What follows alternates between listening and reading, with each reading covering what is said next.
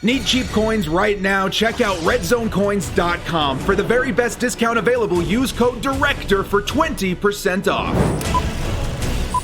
Yoda brothers, what's up? It's the Director. Football is back. Chargers kick off this Sunday. I couldn't believe it, man. Watching the Chiefs and Houston Texans last night. So awesome to have football back, man. Now that we know what the finalized rosters look like, what the opponents are likely going to be looking like, I wanted to give it one more chance, man. Give myself one more shot at a record prediction for the Chargers in 2020. I've done two of these earlier in the year, like early takes. Now that we have a good idea what the teams are looking like, I wanted to give it one more shot. And also, just as an added note here, guys, I'm going to be doing an in-depth look before each game this season. So on Saturdays, you'll see a game like on this Saturday, you'll see an in-depth, look at the Cincinnati Bengals, how I think that game's going to pan out, our strengths and weaknesses, matchups, and so on. So before we get started, though, guys, on this record prediction, hit us up with a like and sub if you do enjoy this Chargers content. The small amount of time you guys take to hit the like, sub, and bell notification helps me out a lot. Let's get into this video, guys. Lights, camera, action.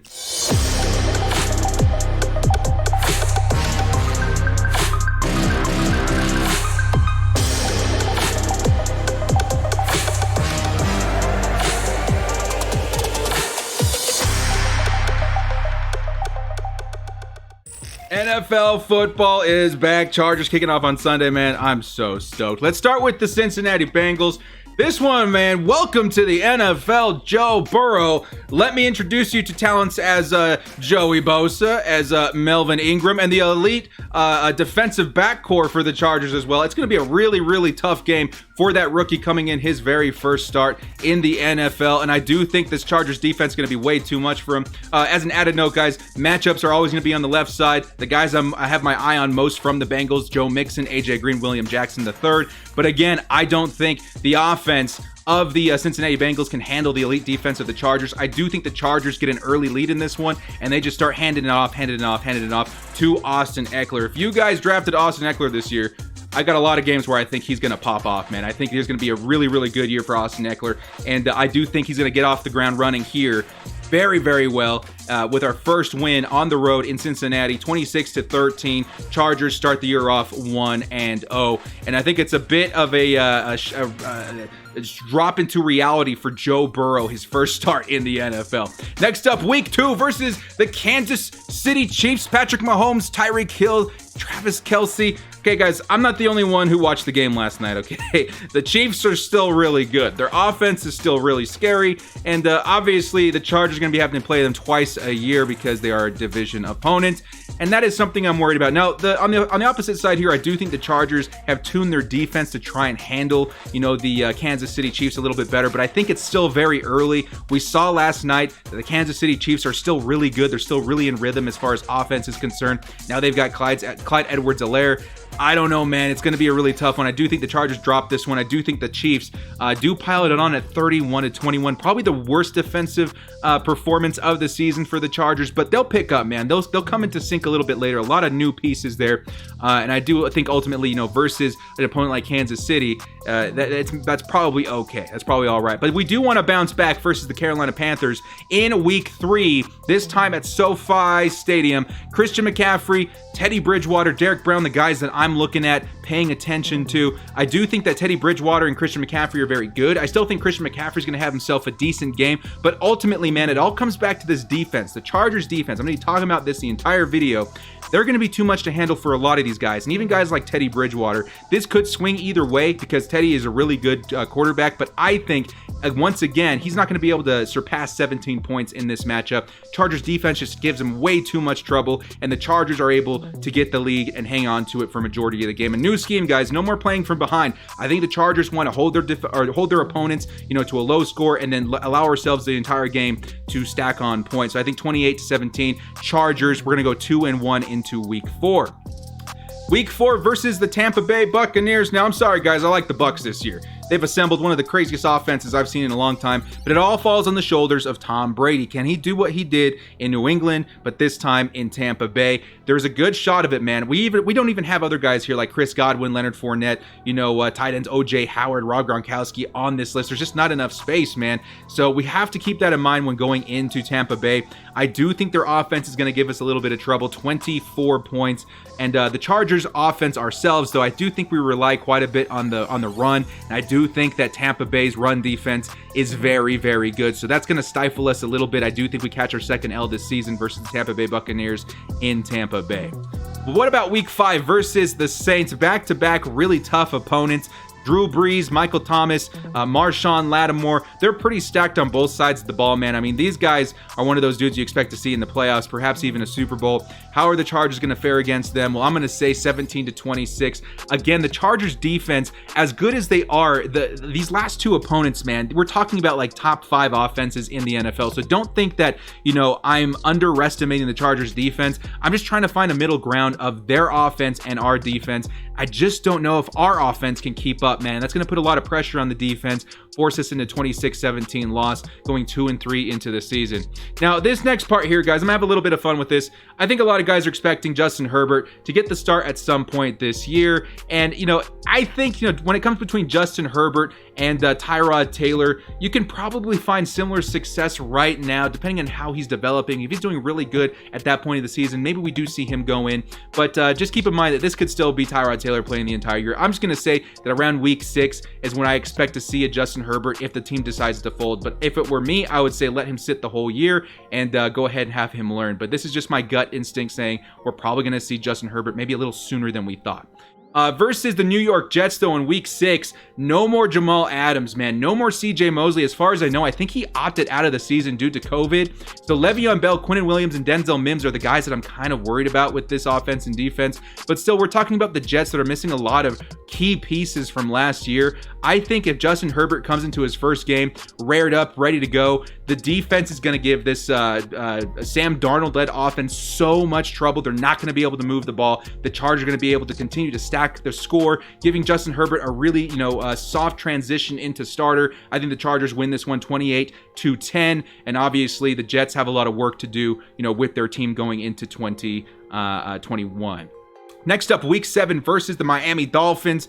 This opponent, guys, I see a lot of Chargers fans underestimating. This is a different Miami Dolphins than we saw last year. I think defensively they're a lot stronger. Offensively they're doing a little bit better, especially if they can get Tua Tagovailoa in here. I think that's part of the reason why I wanted to get Justin Herbert in this projection video in at week 6, so we can see that Tua versus Herbert matchup in week 7, this time in Miami. But Xavier Howard, Byron Jones, Devontae Parker, definitely need to keep an eye on these guys. I think it's going to be a closer game than a lot of Chargers fans think, but I do think Austin Eckler has another great performance, 24-16. I think he's going to put up a lot of points this game. I do think the Miami offense is going to put up more points than we think, but ultimately not enough to beat the Chargers, putting us at 4-3 going into week 8.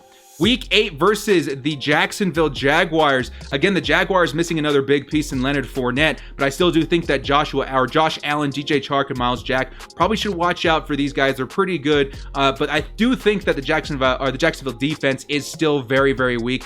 This could be the biggest performance once again for Austin Eckler this year. If you guys drafted Austin Eckler, be super happy because I think he's going to have a couple of games like this through the season. Jacksonville 16, LA Chargers 34, putting us at 5-3. I think the Chargers easily handle the Jacksonville Jaguars, who are in kind of an obvious rebuild kind of situation right now. And so far, the record looking pretty good at 5-3. We're going to another division opponent here in the Raiders versus the Raiders at SoFi Stadium.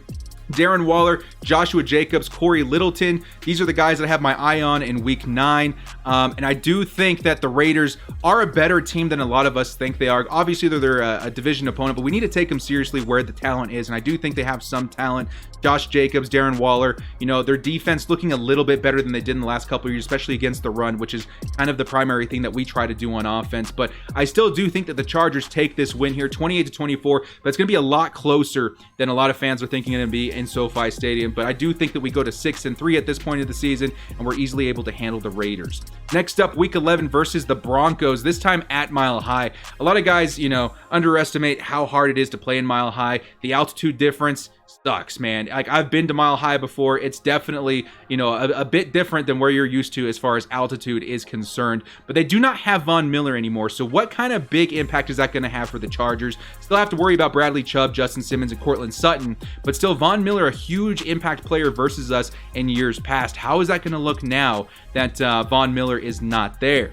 I still do think, though, that Denver does handle us at Mile High. I do think that their defense is still very, very good. Again, very good at stopping the run as well. I was looking at Derrick Henry, his projections for, Sunday versus the Broncos. Not looking as good because a lot of people know how good the Denver defense is. They also added guys like Casey and stuff like that too. So they're pretty stacked, man. I think it's going to be a tough one for the Chargers. We're going to take a loss on the road in Denver.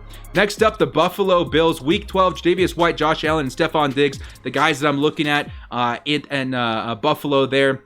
I do think that Tyrod Taylor, if he's playing this game, there's going to be some kind of revenge factor there. If not, he's going to be wishing he was playing this game. But this game's going to be very defensive-oriented, man. The Chargers have a great defense. The Bills have a great defense. That's probably going to result in a low score and really could swing either way at that point. A field goal away from a win or a loss.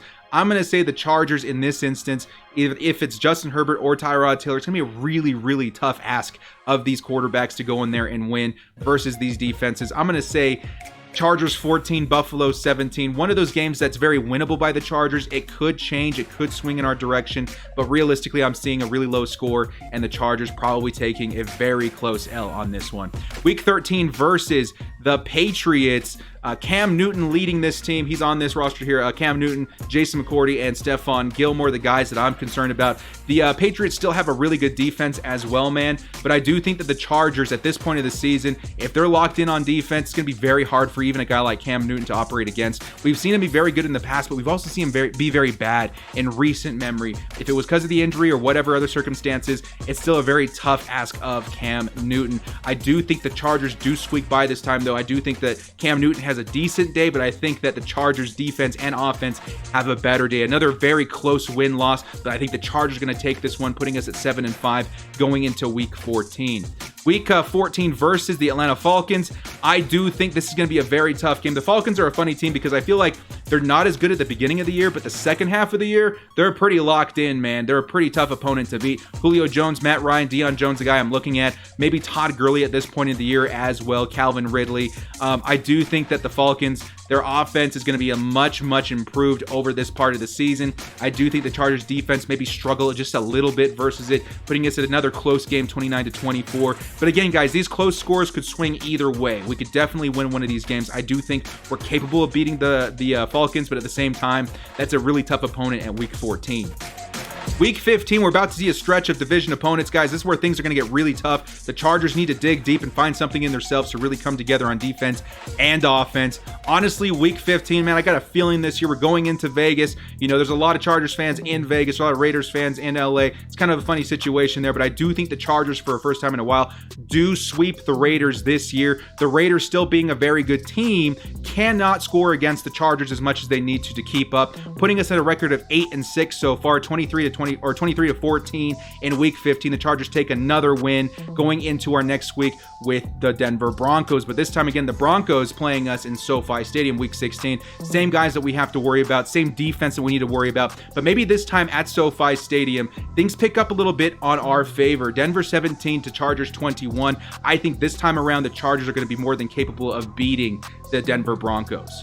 Lastly, week 17 versus the Chiefs. Patrick Mahomes, Tyreek Hill, Travis Kelce. I think the Chargers defense are locked in a lot better this time. I do think the Chargers offense is in sync this time. It's going to be a very close game. If we can see another performance like we saw in the past of the Chargers taking on the Chiefs at Arrowhead, that could be quite crazy to see another win at their home turf. So I think the last thing I'm going to see here, let's take that down. The projection for me is going to be the Chargers 24 versus the Chiefs 26. I still think it's a very close game. I think this is a very winnable game, but at the same time, man, anything could happen. It's going to give me a final result here on the season at 9-7. So many games in there, guys, where it was one score. I think this team could definitely be a 10-6 team. They could be a 8-8 team, but I felt really comfortable at 9-7 this year. I honestly believe that's kind of my gut feeling there, but we'll have to wait and see how the season goes on. With those division breakdown games, the post games that I'm going to be doing, those videos over the season, that could change over the year depending on how those teams look, how much new data that we have, how many new plays and film that we've seen. And so far, though, I think the Chargers, as underestimated as they are, as the underdogs as they are, could surprise surprise a lot of people, and I think surprise for a lot of people is 9-7, but I see that being maybe even a little bit low as far as the potential and star power they have on the roster. Well, guys, thank you so much for joining me. Super excited for Saturday, guys. Check out that video of me breaking down our game versus the Cincinnati Bengals. Super excited for Sunday kickoff, and then super excited for Monday on the post-game show. Well, guys, thank you so much for joining me. This has been The Director. We'll see you next time, and as always, stay frosty.